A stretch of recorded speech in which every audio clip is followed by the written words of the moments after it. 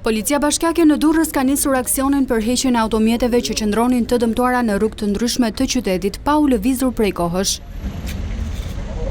Pas njoftimit që ishte vendosur më herët për pronarët e këtyre automjeteve, sot ato janë hequr me karrotrec duke u dërguar në një pikë bllokimi në Porto Romano.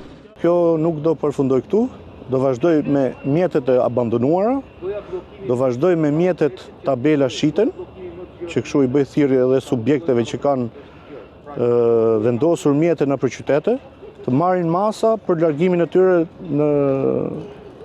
sepse edhe për këto mjete do vazhdoj ky aksion, me largimin me karrotrec dhe ndëshkimin me masa me gjop. Deri tani janë konstatuar afro 30 automjete të tilla që duhen lëvizur nga rrugët e qytetit, ndërkohë që 4 automjete janë larguar nga pronarët e tyre.